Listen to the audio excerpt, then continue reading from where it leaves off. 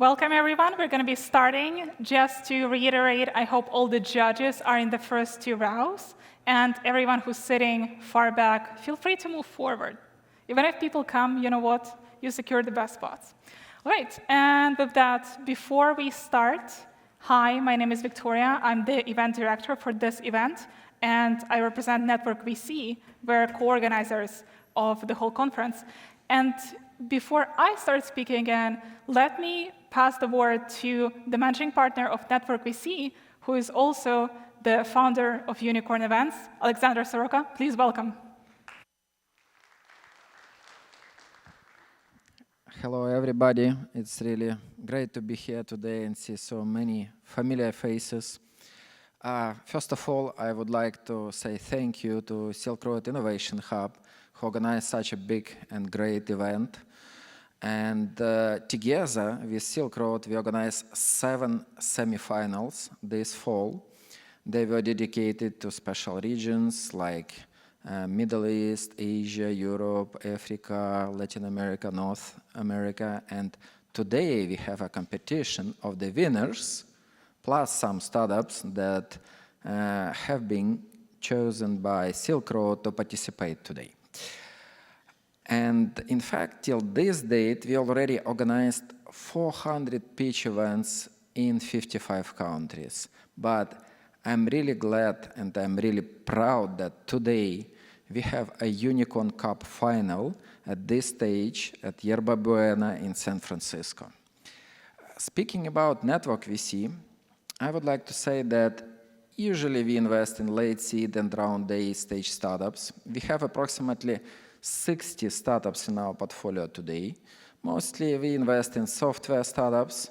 We do some exception for defense tech. And we do 1-2 investments every month. And finally, I would like to say that we always looking for new partners in different countries. So if you'd like to be in venture capital business, ask us about these opportunities, and maybe you will join us. Thank you very much, and let's start, Vika. Yes, so the mic will be passed to our startups. All right, so today is the grand finale of our international pitch contest. So we are global. We've been global for 14 years now, and we've organized these 400 events in 52 countries. Lately, we've been doing semifinals of our competition, which is the second stage, geography-focused pitch events. After these 400 events in different countries and places like Tokyo, London, Zurich, we finally moved to semifinals, which were all hosted here, representing different regions. And so today is the global finals, and you will see all semifinalist winners, the first place. So best startups from Latin America, from obviously US, North America, Silicon Valley specifically, Asia, Europe, etc. So this is our ecosystem. Network VC, co-organizer of the conference, is the fund that Alexander just presented. And we have Startup Network, VC House, Unicorn Events, and Startup Inc. So these are some of the brands that you might have heard about. And if you want to work with us, organize such events, and participate in unicorn events competitions, you can find any of these brands, and it will be connected. So let me tell you a bit. So Network VC, already a lot has been said. I'm the partner relations manager and scout, so you can talk to us, and there are quite a few of our partners in the audience as well. Unicorn events. So one of the other things is that our winners have raised more than $1 billion, and they have been the alumni of some of the best incubators and accelerators in the world. Startup Network, which is our marketplace, it's a public marketplace, but you need to register, and you can only see limited number of contacts for different startups. So we have more than 50K startups, more than 150K users from 125 countries. So when you click on today's event, it can be found on unicorn.events. You're going to see the logos of all the startups. There you can see their presentations. So when you click on the logo, it's going to redirect you to this website. Startup Inc. is our platform where registered accredited investors that we approved on our end can invest with us. So if you're an accredited investor and you want to invest in late seed, Series A, deep tech, US-based startups, this is where you go. VC House is our VC-only community with more than 500 members. I'm also a community manager there. So if you're a VC and you haven't joined us yet, check it out. Besides that, we now have our proprietary tech, which is AI assistant or digital twin for VCs, and also startups. When you apply through this tool, the investors will be able to see your application, and you will have the AI helping you review your deck or answer the questions to make you fit to present to a specific VC who is interested in a specific stage, industry, etc. So I would love to introduce our judges, but truth be told, look at how many we have today. In the interest of time, let's just say they're wonderful, and let's start with this, okay? You can see on our website, I'm gonna give you the QR code in a minute. They all will be voting for the startups, and so judges, both me, our event manager, and also our system have sent you individual voting links. We have official judges who are representing specific countries. We have expert board who are VCs and also top experts from Mang, Tesla, Berkeley, etc. And then we have some business angels in the audience, and I mean people who received private invitations to vote. So you will click on the link, you will see the screen, and you will rate each startup from 1 to 10. We suggest that you rate the startup on one of two things. Either the investment potential or the potential to become a unicorn. This is why we have a diverse judging body. And with that, there is no submit button. No submit button. Also, our platform is too huge, so it bugs sometimes. If your individual clicking link doesn't work, then you just select it and you paste it into your browser. Okay? And it should go. All the startups will have 3 minutes for pitching and 3 minutes for the Q&A. Our Q&A is also always first come, first serve. Unfortunately, it's for judges only because you've seen how many of them are here. I've been praying that not everyone will come, to be honest. And also, during the Q&A, in the interest of time, again, because we have 10 startups, our golden number, we will ask that our judges will keep their questions concise, and our startups, for sure, keep their answers short as well. We can only accommodate 3 to 5 questions, depending on how, obviously, short the answer is. And startups, you will see right here the timer. So startups will know when to start and when to end. Okay, so 3 minutes for the pitching, 3 minutes for the Q&A. Beautiful. So here are some of the startups for today. They are not in the same order in which they will be pitching. So you can scan this QR code and see the event page. You will see information about all the judges, their positions, their funds, etc. You will see information about all the startups. You can, again, click on their logo and see their pitch decks without the contact information, obviously. And when we will be finishing voting after all the startups present, you will see on our website the winners. You will see all the voting results and all the winners.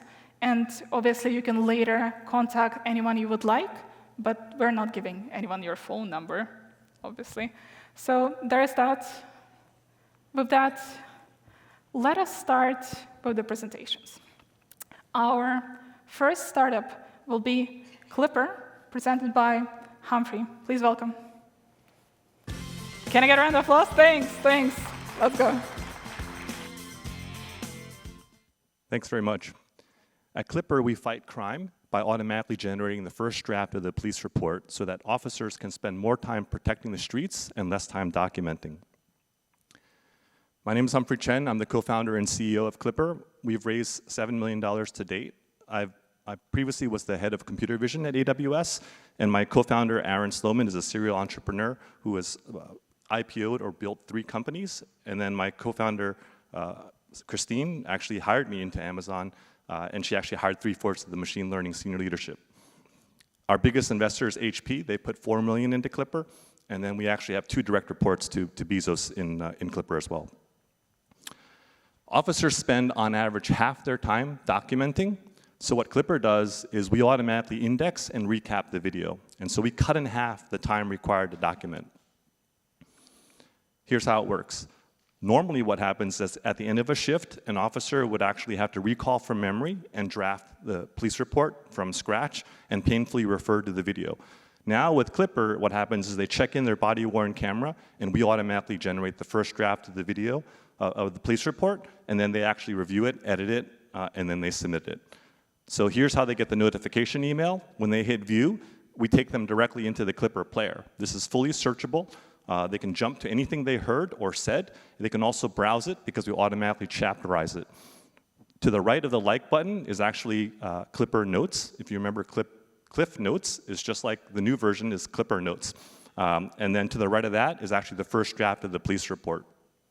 So when you click on that, Clipper Notes shows a play-by-play of exactly what happened during the incident. And then to the right of that is actually the first draft of the police report. We originally were hoping to generate 50 to 70% of the police report narrative. It turns out we ended up generating 110% more than what was expected, and more accurately and of higher quality.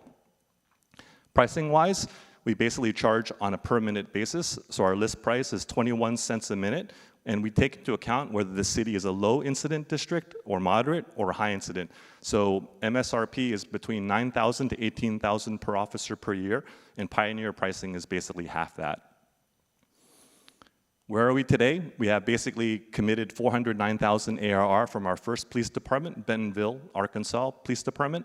We forecast 3.9 million next year, and we just launched at the International Association for Chiefs of Police in Boston. And we actually launched our very first partnership with iPro, which is the #3 body-worn camera partnership. Our pipeline for sales is three large police departments totaling $70 million. From smaller police departments, our pipeline is 2.1 million, and we now have a second, third, and fourth body-worn camera partnership in play, as well as record management solutions that we're working with. And so we're here to raise the remaining 200,000 on a safe note with a 24 million valuation cap. Thanks very much.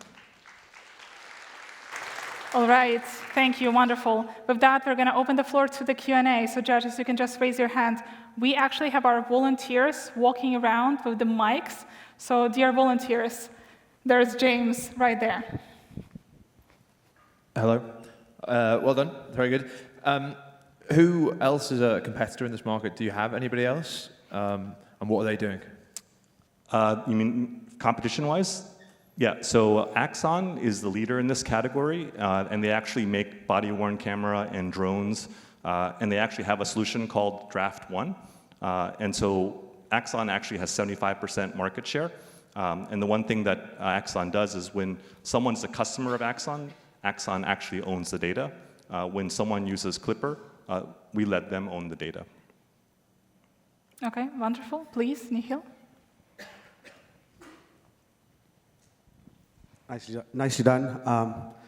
How long are your sales cycles? It's GovTech, so that's a concern. And then once you get a contract, what's the duration on those contracts? Is it multi-year contract or? Yeah, so the sales cycle ends up being at least 3 months to a year. And the way that works is when you sell into local governments, you're basically in budget or out of budget. And so if you're in budget, they're basically going to add it to next year's budget, and you have to wait to the next year.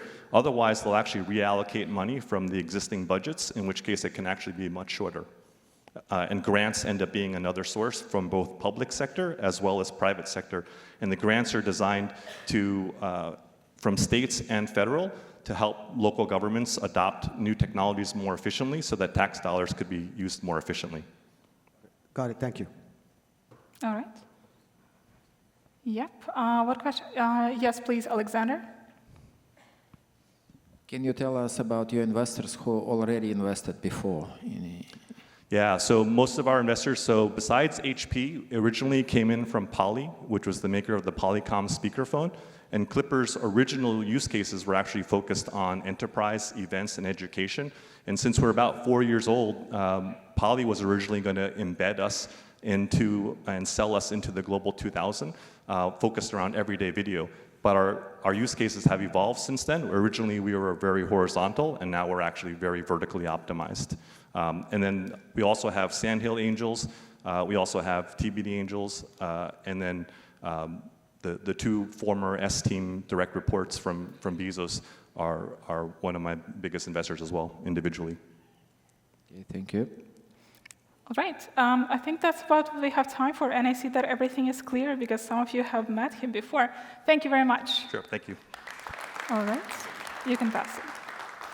All right, and with that, let me introduce Francisco, representing Cognitive Talent Solutions, please.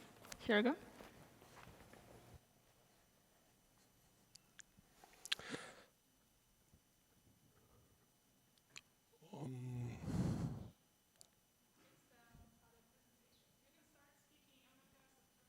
Okay. Hello, my name is Francisco Marin. I'm the co-founder and CEO of Cognitive Talent Solutions. We are a people analytics startup headquartered in Palo Alto, California, and we focus our activity on organizational network analysis powered by artificial intelligence. Nowadays, rigid and formal hierarchies are giving way to more fluid and informal networks, and this is highlighting challenges in change and talent management. Companies are trying to figure out who are the right early adopters for their change initiatives, who are the right, let's see if I can pass the slide here. Not working, it seems. Okay, now, perfect.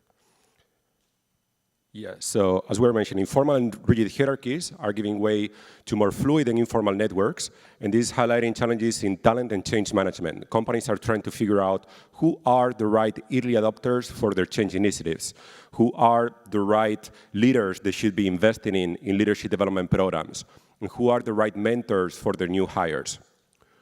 We address these challenges through our SaaS platform called Cognitive Network Analyzer.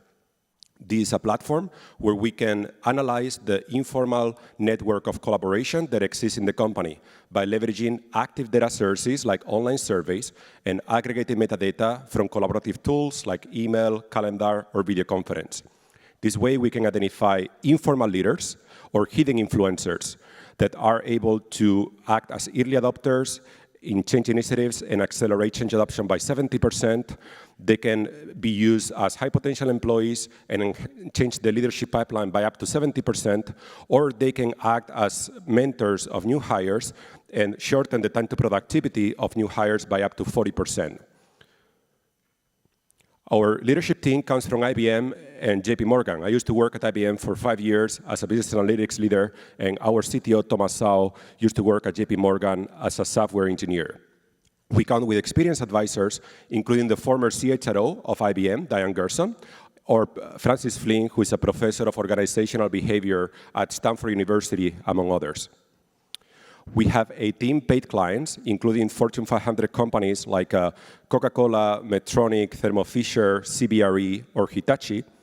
And our business model consists on a SaaS model where the price depends on the number of employees analyzed in the project. We have a target price of $100K for a pilot of up to 5,000 employees, and a target price of $500,000 for a global replication up to 100,000 employees. Our go-to-market strategy consists on a combination of direct sales with channel partners, including HR consulting firms, technology partnerships like ServiceNow, Google, and also government contracting partners. We expect to finish this year with $1 million in ARR, which is a 10x increase from our previous year, and expect to reach break-even point next year.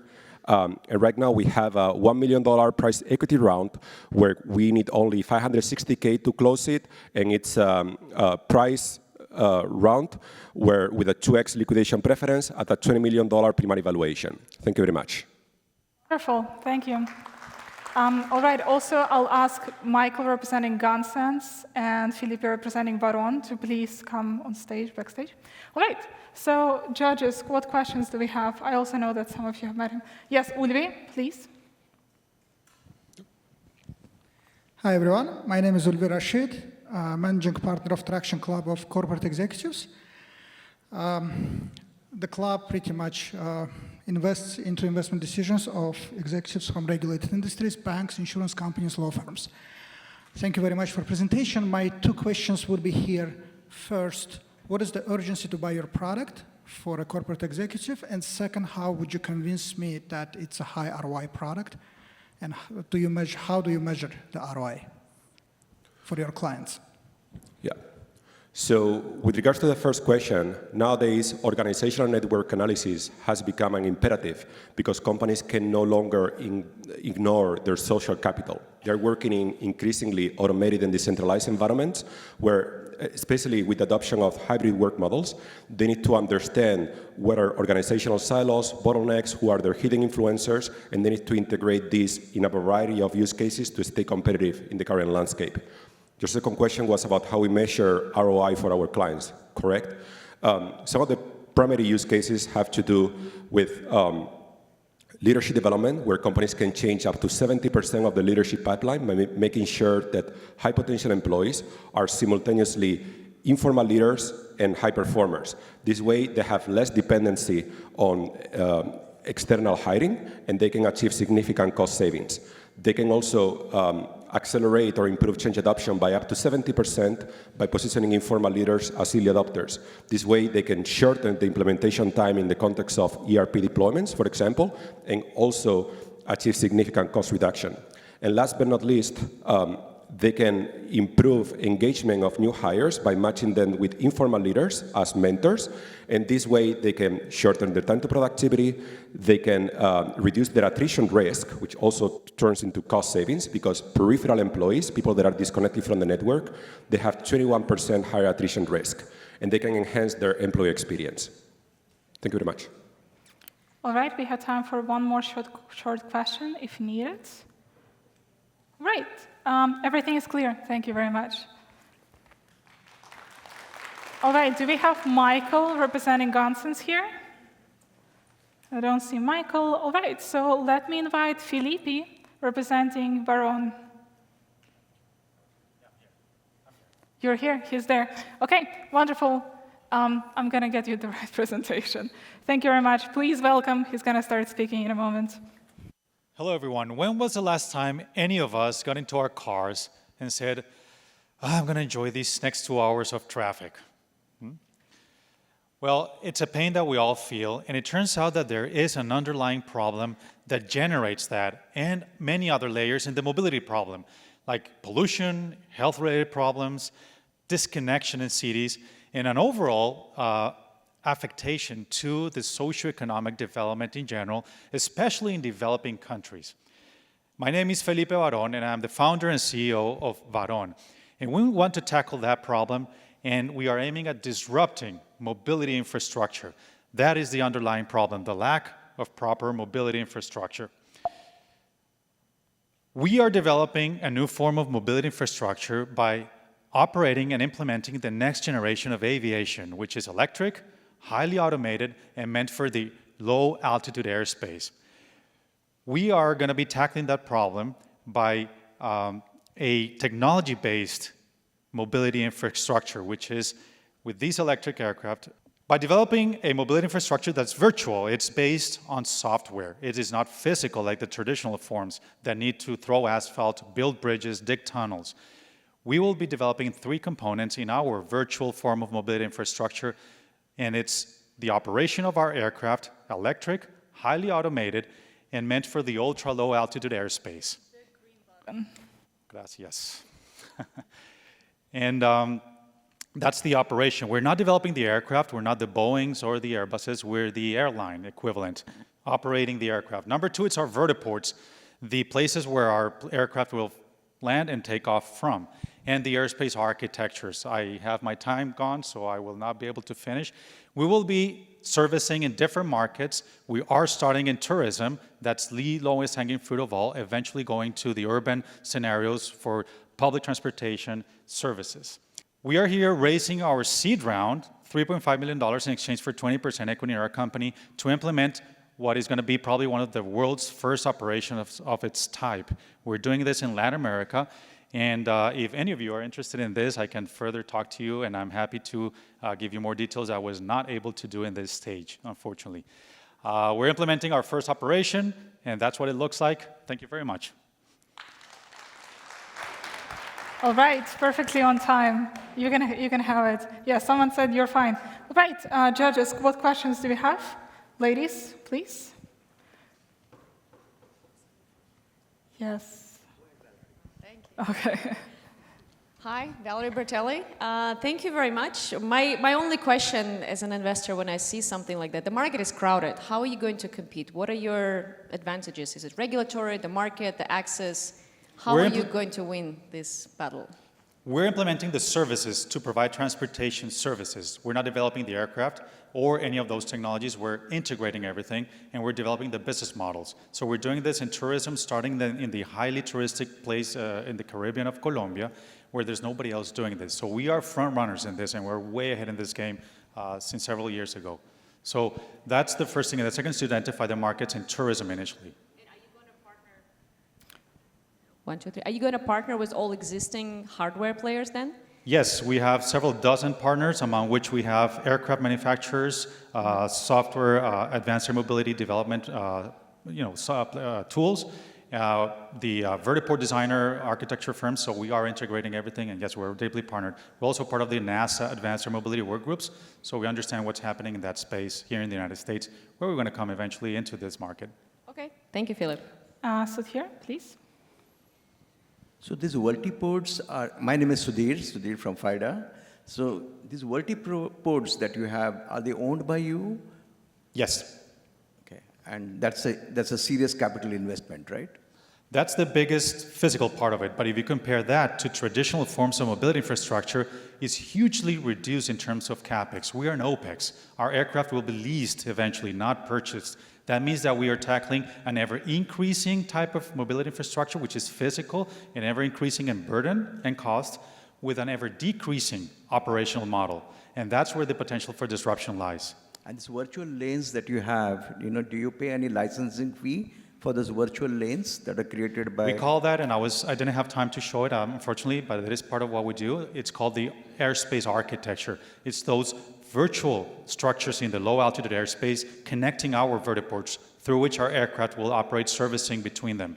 And yes, that's the virtual part of it, instead of throwing asphalt, building tracks, and digging tunnels. So it is virtual, it's software. But your round is very small if you're going to build all this infrastructure. I'm sorry, your round is very small if you're going to build all this infrastructure. That is one of the reasons why we're doing this in Latin America. Among other advantages, it's the lower cost to do exactly the same thing. But that's our minimum viable operation. Once we do this and starting this one operation, we need to go into other rounds for replication and scaling. All right, that's about time. Thank you very much. All right. And can I get K-Shop AI, represented by Alireza? Where are you guys? Okay, yeah, let's go. Thank you very much. Hello, everyone. So this is Alireza Balurci, the CEO and founder at CatchUp, where we are automating the end-to-end performance management for employees. We are focusing on Gen Z's and remote working culture. So before I start, I have a quick question. Just raise your hand if you are in any of these categories. Have you ever been a manager? Or have you ever been an employee who had a manager? Yeah, that's my crowd. So you're probably going to resonate with what I'm about to say. Over the last decade, I trained over 200 managers. And what I've seen is employee evaluation is really costly. And yet, they are very inaccurate with very unfairness and a lot of bias. And that results in low productivity and voluntary turnover, which is actually costing companies $550 billion. The current solutions are failing to respond to that. And with Gen Z's rise and remote working culture, that problem is getting worse. CatchUp sits like a team member within the organization, does real-time performance evaluations, and proactively runs conversational one-on-ones with your team members. It also finds out if somebody is disengaged or about to leave the company, try to get them back engaged. CatchUp also measures productivity and actually does a coaching using its AI model. This is not an easy solution. I put together a team of people with domain expertise and technical expertise, and also all of them with histories together. I was the vice president at a $3 billion tech startups and had the experience being a leader in large organizations like Visa and JP Chase. And I onboarded two great advisors, Bob Gallen, a keynote speaker in most of the Agile conferences, and Kiran, one of the Google head of people operations. CatchUp works with building a network of people Also a network of tools that people use. Put them together, synthesize the data, and act like the best managers and coaches in the world for every individual. There are so many tools out there in the world that's trying to do this, solve this problem in a way or the other. But Catch-up is the only one that autonomously does data gathering, synthesizing those data, and be able to coach and mentor individually, all automated. We are the only autonomous tool out there. Our business model is SaaS. We are charging per employee per month and different tiers for different companies. We've been privileged that we have 4 organizations that are using our beta version right now. We have a solid pipeline of 1,000 user plus to start using it once our paid system is out. And we had several paid MVPs that were using our system. We are going to open a round with 500K in January on SafeNote. That will get us to 75K monthly recurring revenue. That is 5,000 users, and we will be profitable after that. And we are also a part of Inception program, a Microsoft startup, and also we got some grants from NSF for customer discovery. That's it. Thank you very much. Thank you. All right, judges, what questions do we have? Everyone's thinking. Yes, Uli, please. Hi, Reza. Thank you for the presentation. Probably I have a couple of questions. First, how are you going to earn trust of employees to trust this mentor, their most sacred thoughts about their colleagues, about their management, and so on? And how would you ensure that the managers will not exploit and take advantage of the information they get about unhappy employees? Thank you. Thank you very much, Oli. So I've been in the business for more than 15 years. So what is important in any type of business like that is to be employee first. So we are based on positive feedback only. We don't let people write anything down. If you've heard of positive psychology, we are based on that science of positive psychology. And the data is to help employees to improve and get better. And a lot of time they get surprised when there's a layoff happening, a let go is happening, no promotion at the end of the year, and that's already too late for them. So we are there to help them to get better, and management only get a help that's to be a better manager from a coach that be a data model that we build for coaching. Thank you. All right. What other questions do we have? Or is... How do you detect bad employees? Yes, definitely. So like if you have tens of thousands of positive feedback in a team of five people giving each other feedback about communication skill, good feedback, and there's one individual who never gets a feedback. Then we connect to Zoom and find out in the Zoom conversation, in the Slack conversation, this individual might have not a lot of communication skills or is too shy, introvert, and we find out how to help those employees to get better. When it comes to like every 6 months, the performance evaluation for the companies or making big decisions, they already got the help. So if we find a pattern, we'll let the management know to come and help. That could result in anything. But that's always better than what exists right now because it removes unfairness, it removes bias and all that. Did that respond to your question? What about just any engineers, like they don't have, people power, people skills? How do you measure that? So the positive statements that we provide based on they're designed scientifically, so they have metrics in them. We also get data, for example, from Git, and we get data from like Jira and all the people around you. And the best people who know how good you are in engineering are people who are reviewing your code every day. So we get the data from them, but in a positive way. So we hacked it through, if you've heard of radical candor, we hacked it through so people are always in caring and providing feedback. All right, that's about what we have time for, unfortunately. That's limited time, sorry. Okay. We have 10 startups. Thank you very much. Thank you very much. And let me invite Dora, represented by Dara. You ready? Okay, let's go.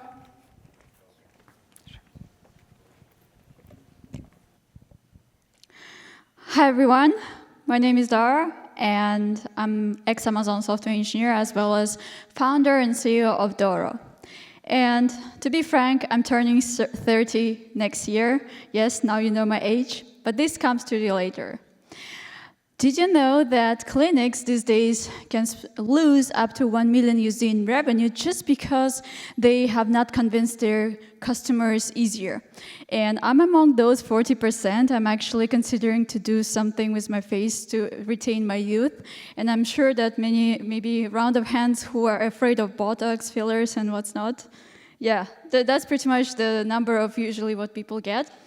And what we are doing here is we're helping you as a business, as a med spa, as a clinic, to basically convince your customer to go into that harmful yet rewarding journey, because we will analyze your face of before and after and showcase to your client what they're going to get afterwards.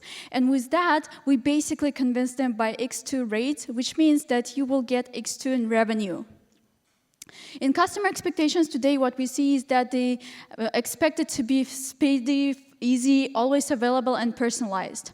And the way that it works right now for us, and that's what I mentioned, is before and after. So basically, as you can see, a customer comes in, they can scan their face and tell us what exactly is wrong with their face. And from there, we can suggest that this particular client requires microneedling for over a year, and this is the result they will get. So usually what happens in this case is that we will basically tell you what you're missing. In today's world, we are seeing a huge rapid growth, and we are happy to announce that Google gave us credits of 100K, using which we are combining conversational AI and Gen AI and Vertex AI, which helps us to basically build that model just for you. We are also using AI-powered conversational agents for that. Market size is as follows. We are at TAM of 737 billion, as well as SOM of 30 billion. Our business model works as follows. We do have a B2C coming soon, but B2B-wise, we're working with clinics, private dermatologists, starting at 250, ending at pro of 1,000. Our goal right now is to reach 100K MRR in December this year. I know it's pretty huge, but we are getting there soon. And in February 2027, we're reaching 2.5 million. We do have competitors out there, but we are different in terms of our approach in AI. And we make sure that we provide what's best in regards to the accuracy of the model and consistency. We, as a team, are amazing individuals who are working in the field for over 10 years of experience in AI, as well as people from sales and marketing part of the story. And dermatologists, of course, as well, confirming that this model is correct. Thank you very much. I'm open to questions. Wonderful. All right. Judges, what questions do we have? James, please. Hey, so you launched in July, I think that said, and then that was 3.5K MMR, and then, sorry, it was whatever it was, 3.5K MMR, and then you launched in the US in September.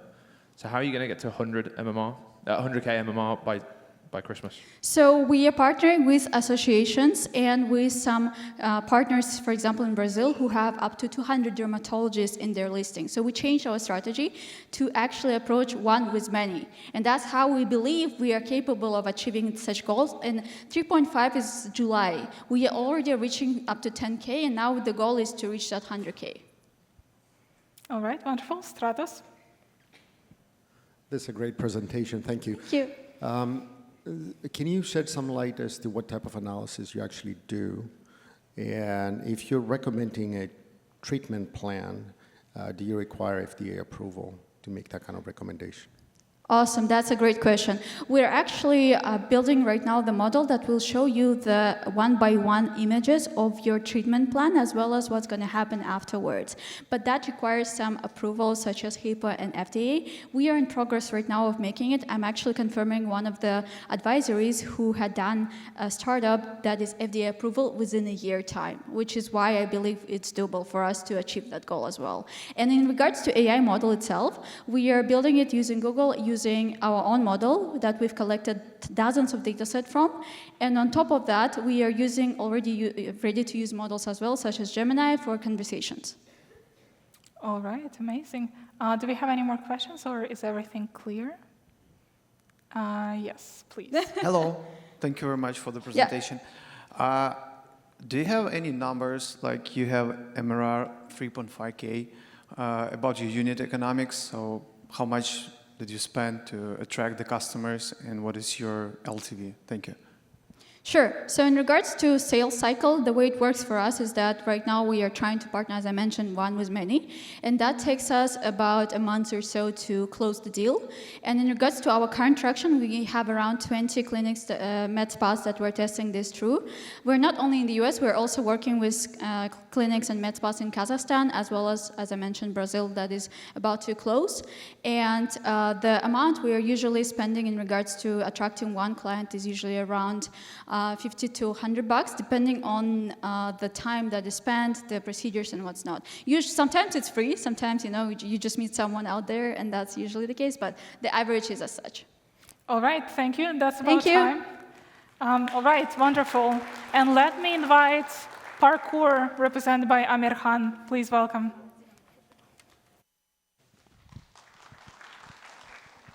Hi, my name is Amir. I'm the founder of the Parkour. We are unlocking the most undermanaged and neglected assets in the world, car parks and the parking lots.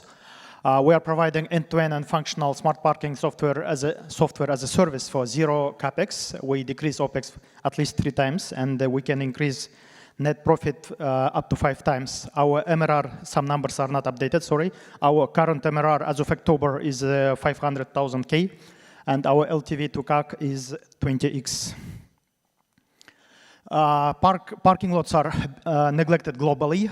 Almost 1/3 of every big city is dedicated to the parking area, while the average occupancy rate is 15%. So if in the US, for example, almost 2 billion parking spots for 300 million cars. So in average, 6 parking spots for 1 car. It's globally the same number everywhere. Up to 10%, only up to 10% of the parkings are paid, and only 1% is using some kind of smart parking technology. And in big cities, people spend 30 hours a year to park the car. In cities like San Francisco, LA, or New York, people spend up to 200 hours a year to park the car.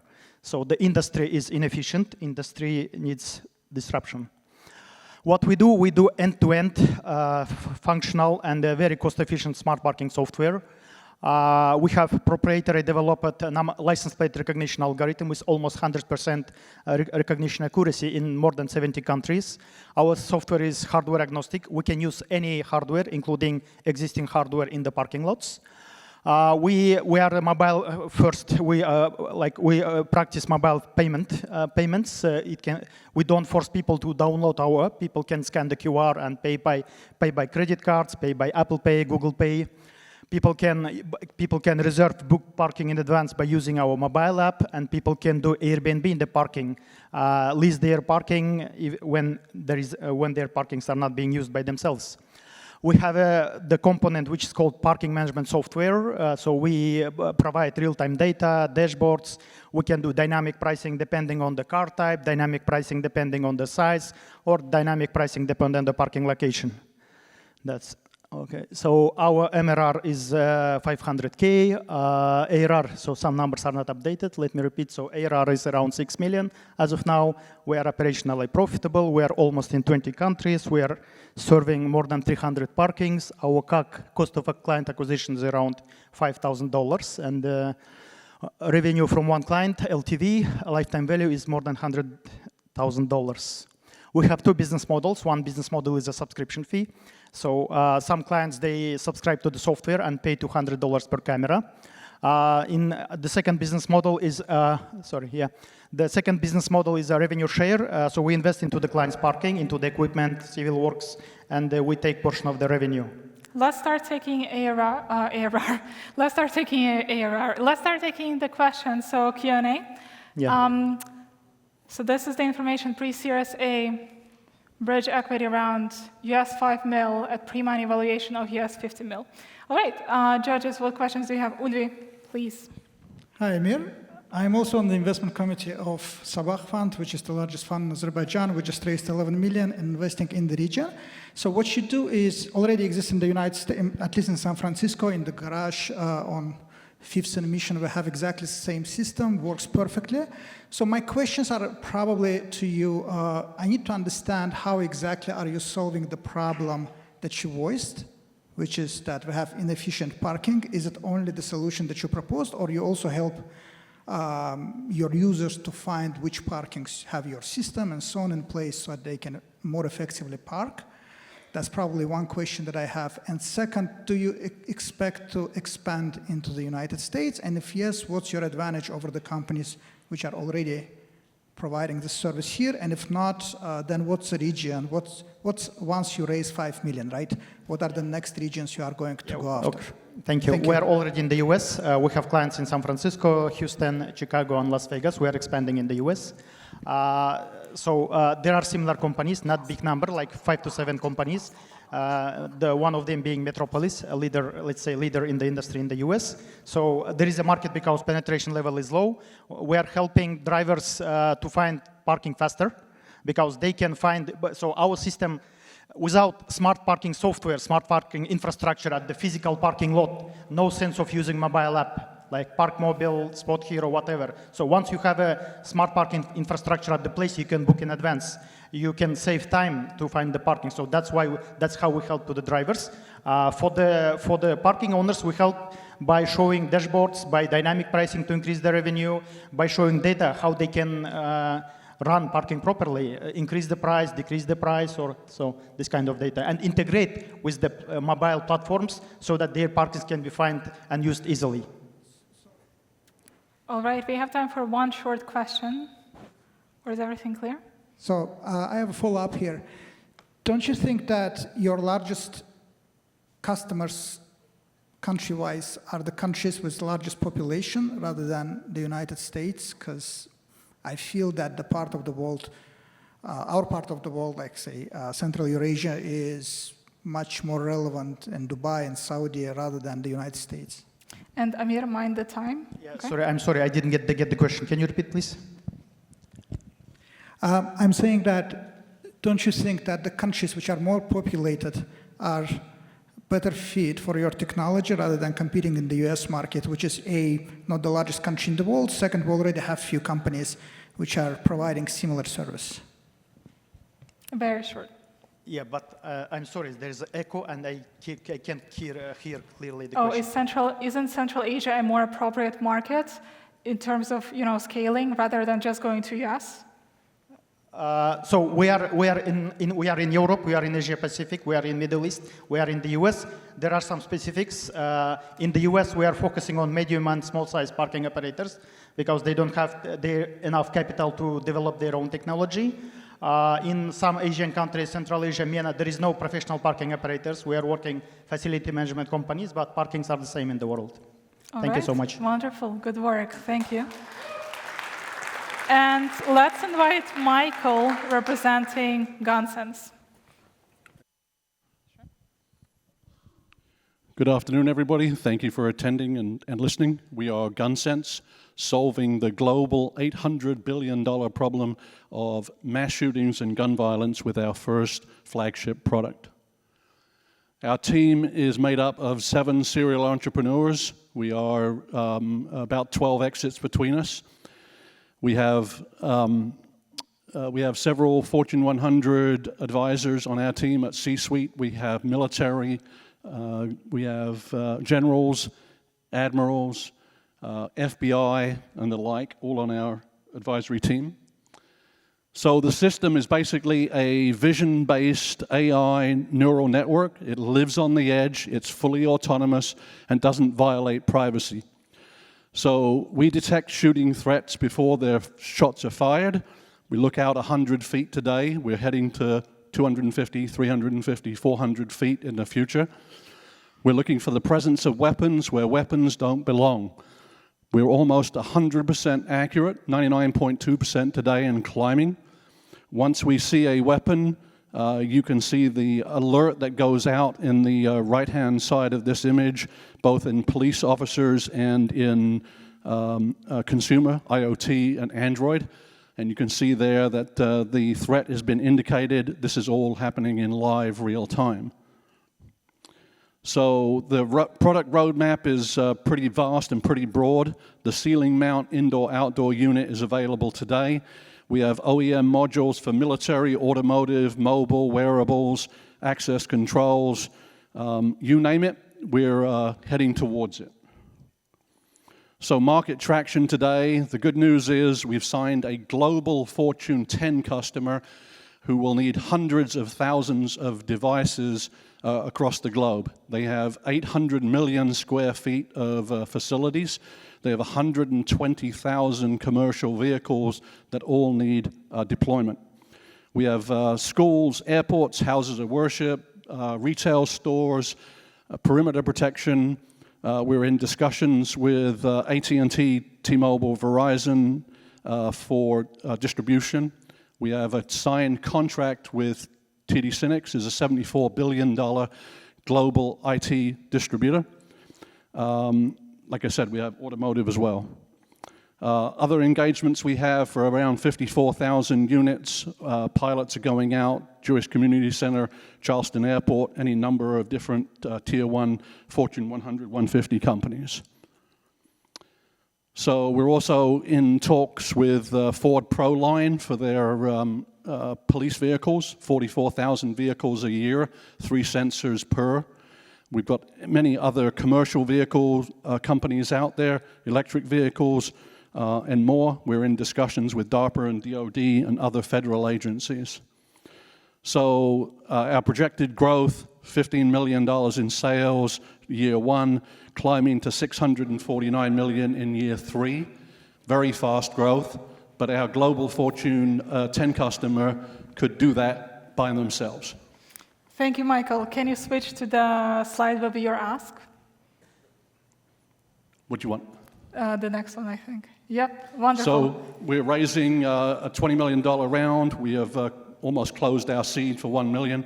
We have several several lead investors at this point, all doing due diligence, and they are. We're expecting to have term sheets imminently for that.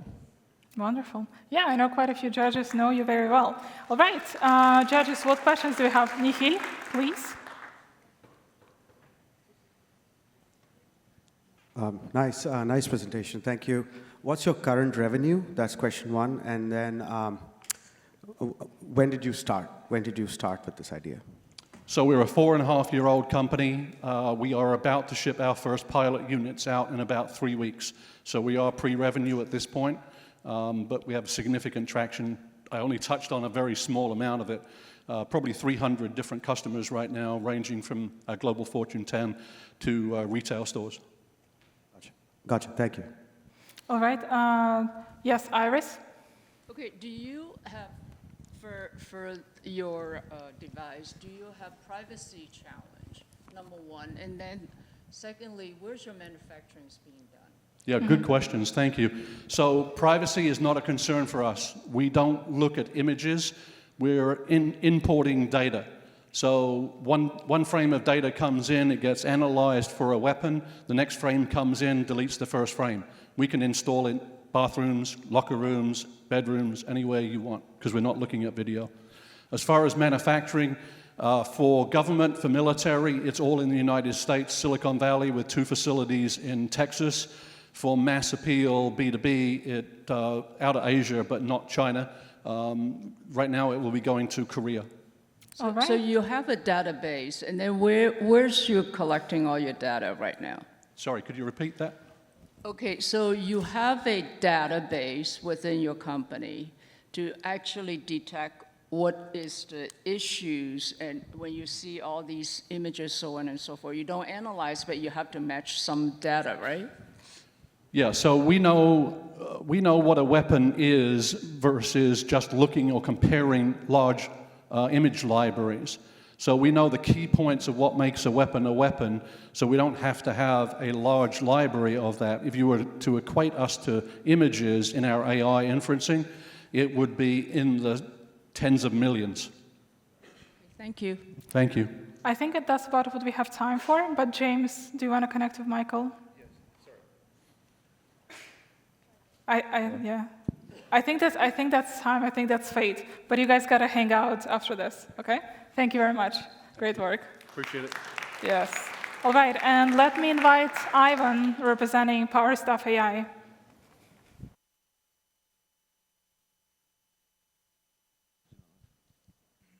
Hello. my name is Ivan. I'm CEO and co-founder of PowerStaff AI.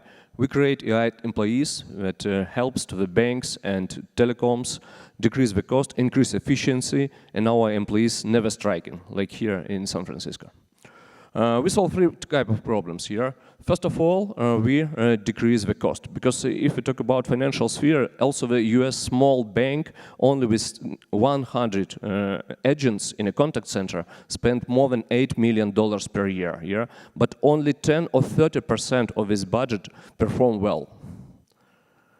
We do very simple things here. First of all, we copy the best employees, and after this, we cost reduction in 10 times. We're especially efficient in a debt collection and telesales, where we can show very great result here. And we can support any languages. For example, in 2 countries we operate right now, only our company has language models. In Kazakhstan, we moved more than 80% of communications in banking sphere to AI, our AI engine. And now we implemented it in US and attracted first customers. Our IRR this year will be $5 million.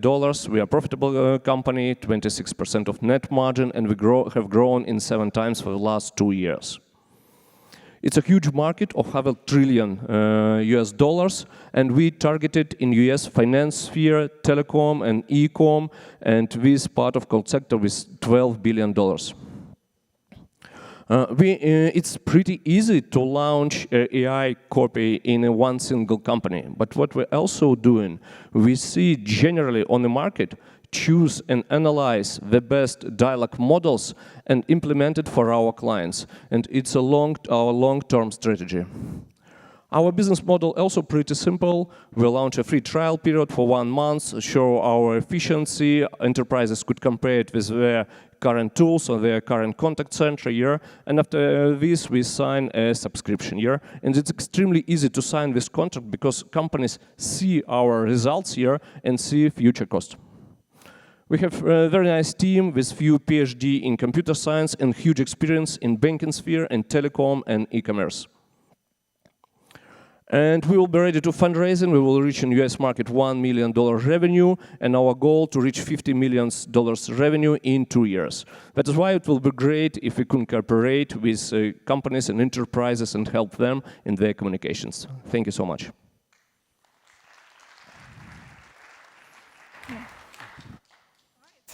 Let's open the floor to questions.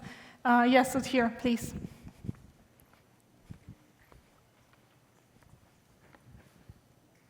Amazing. I've seen a lot of products, but your product really stands out for the traction that you have been able to get. I haven't seen companies getting this kind of traction.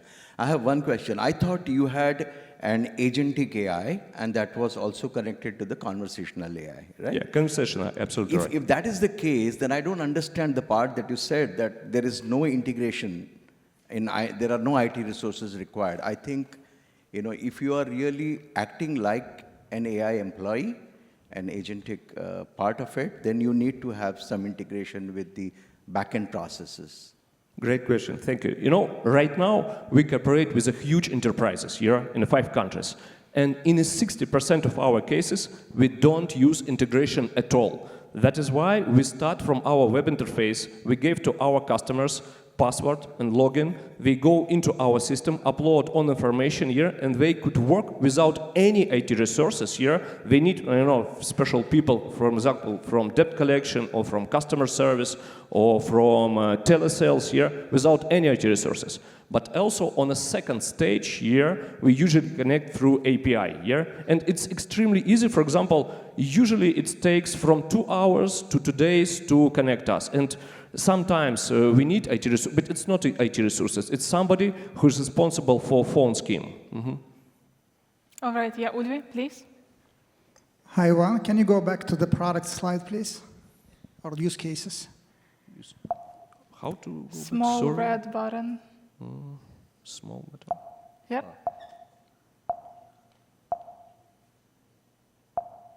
What? One more. Back here? So I saw that one of the solutions are bad debt recovery, right? I think on one of the slides. This yes, one. debt Yeah, collection, this one. Okay. right? Mm-hmm. So you mentioned that you have a lot of traction in 5 countries outside of the United States, probably with banks, if you are talking about debt collection, and that your growth in the next 2 years will come from the financial industry in the United States, probably, and some other enterprises. So I have a friend, he's CEO of the bank in Florida, and he used to say that my innovation meetings consist of 11 people, myself, head of innovation, and 9 lawyers. So the question here is, the banks are great route to go as long as you have some referenceability in the United States, right? And they have massive problem of debt collection, of course, right? But were you able to identify faster way to the market? Maybe some other niche through which you are going to get into the United States market and build referenceability, maybe some other firms which are not banks. Very short answer because we're out of time. Yes. Okay, it's clear. But also in other countries, but here we started absolutely in the same way. We started from the not small, but medium, not banking companies. Yeah? Right now, our clients here in United States, it's not banking companies, but who is in the online lending or collection agency. Yeah? After this, we grow upper in United States. We started negotiations with credit unions, but we're also in negotiations with some banks, but we grow together with our clients, And for example, in Central Asia, all huge financial institutions and telecommunications company, our clients right now. Wonderful, thank you very much. And let me invite AI for Pet, represented by Eric. Here we go. All right, hello, my name is Eric Pai, CBO of AI for Pet. Meet Tori, our company mascot. So what if there's a way to identify early detection of issues for our pets before it's too late? We developed the first ever pet health check solution using deep learning computer vision AI. By taking a video or a picture of your pet's eyes, skin, teeth, or gait, we can analyze those abnormalities. We're 4 years old, currently in 5 markets with 2.5 million data collected from veterinary hospitals, 1.4 million scans from our apps, with 200,000 users that have been personalized from our solution. We have 25 years experience in CEO from LG. I worked at Fortune 100 companies as well as exit strategy from our founders and a team of leading veterinarians. And so our solution is really capturing those abnormalities by auto-capturing the photos and videos and being able to provide those health check results real-time on demand. We also have a gait analysis by taking a video, one of our advanced models that can be used in veterinary clinics. And so really this is a comprehensive routine visit of what you would get at a clinic, and we do this all real-time, affordably, and reliably. The vet clinics can use this quite easily by having this either in their waiting room or inside their technician rooms, and being able to, again, find efficiencies in proactive monitoring. We have a $6.8 billion TAM, conservatively, again, targeting the top pet markets, which is the US, China, UK, Japan, and of course, Korea. We did $1.7 million AR last year. We are projecting about $6 million this year with 170% ARR CAGR. And currently, we are doing a $7 million round. We raised $5.2 million thus far for a Series A extension to really help expand globally and to increase our operational R&D. And so I started with Tori. She passed away last month. And so in honor of every Tori out there, healthier and happier lives for pets. Thank you. Wonderful. All right, judges, you also know Eric, some of you. What questions do we have? Wow. Yes, Alexander. Can you show once more the slide with your traction? I mean, revenue. Mm-hmm.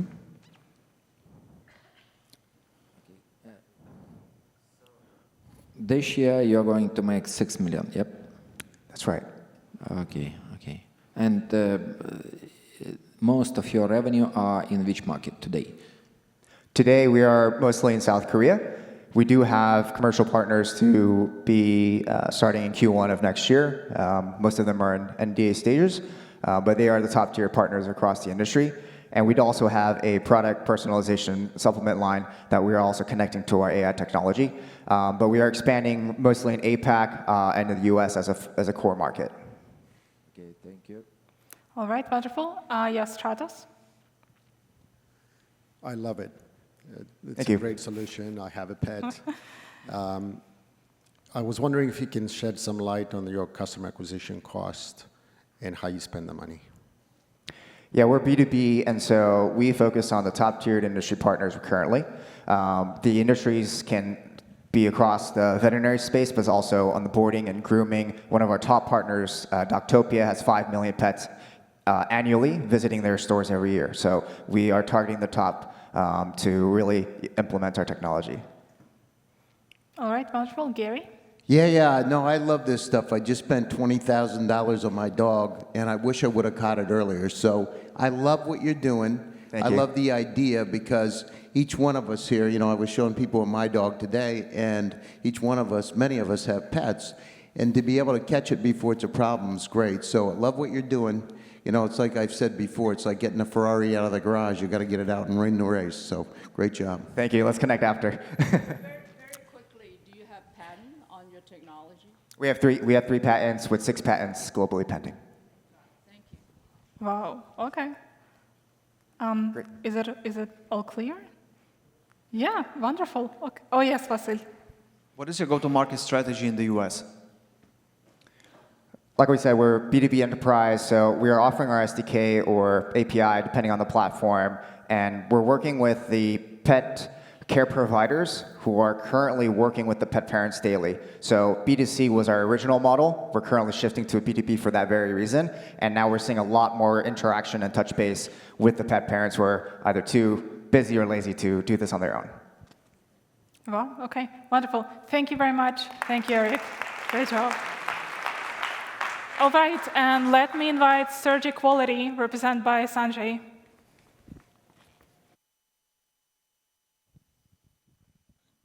Yeah, thank you.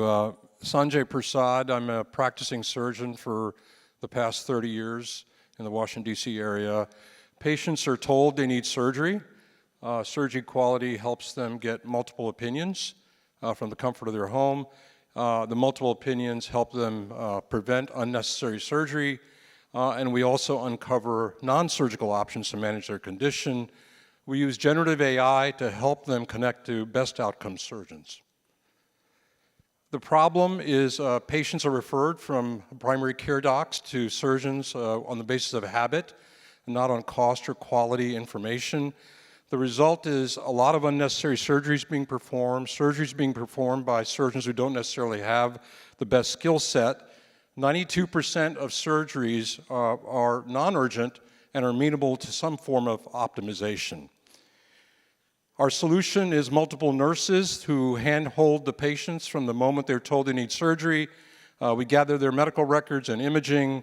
We send them to multiple surgeons for opinions. They're pre-qualified. And surgeons who want to elevate their profile can upload their surgical case records from last year. We look at success rates and complication rates using Gen AI. We put outcome scoring with multiple opinions all together on one dashboard. Nurses explain the quality measures of the geographic map. We sell this to self-insured employers and large health plans, achieving savings of $500 to $1,000 per member per year. Patients gain this whole access and improved outcomes. Our business model is a transaction fee, anywhere from $500 to $2,500 per surgery case processed, depending upon the acuity, 60 to 80% margins. A health plan to us means 60 to 125 million annual revenue.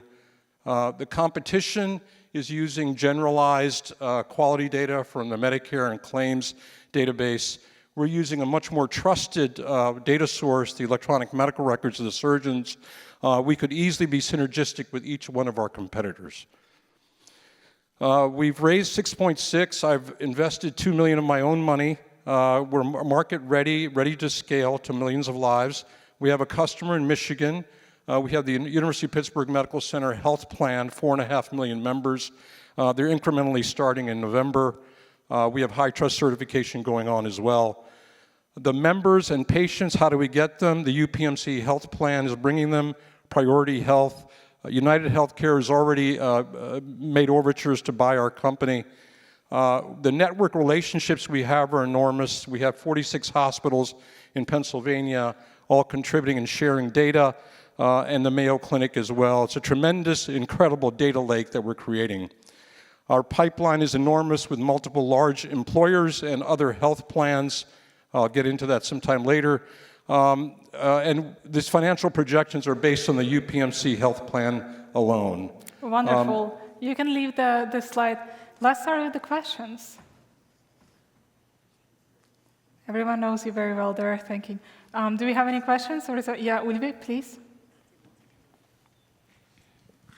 This sounds great. To my understanding, you are doing positive self-discrimination of surgeons when they're reporting their successes, and if they are successful, they'll get more and more patients. Can you explain, is there a way to trick your system if you are a surgeon, if you are reporting? How sure can you be that the success rate, outcome success rate, is reported properly? Do you double check it, or how you ensure it? I'm not quite understanding your question. How do we generate success rates and complication rates? No. I think in your methodology you mentioned that you are letting surgeons report their success rates and outcomes, success of their outcomes. Do you think that they're going to trick it, or you double check that out of, say, 10 surgeries, 9 went well? Well, right now we're looking at intraoperative catastrophes. So we're looking at operative notes and looking for carotid artery ruptures, facial nerve paralysis, nerve transections. We're looking at the low-hanging fruit in terms of quality. And so we're trying to eliminate those kinds of surgeries. Surgeons also get their own scoring. They look at their own AI outliers. If it's a highly complicated case and we agree, we exclude it from the analysis. So we give them that opportunity, if that makes sense. Got it. Makes sense. Thank you. All right. And please, I think, Valerie, you want to ask a question? So, okay, sit here. Just a query. Who pays you, actually? The insurance company pays you, or the patient pays you? No, it's not the patient, it's the health plan that pays. The plan will pay you. Yeah, they pay us per surgery case processed. Yes. Okay, thank you. Okay, please. Follow up on this. Do you need reimbursement codes, or do you need any codes in order to get paid by the plan?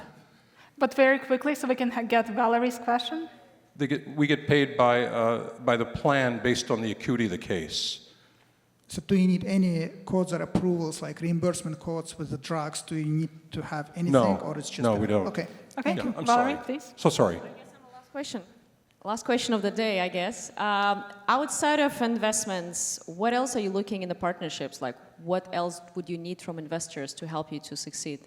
What other verticals are we going up? Yeah, something like, what are you looking together with, like smart money, right? Like you just get the checks and you have good traction. What else are you thinking? So we need data scientists badly.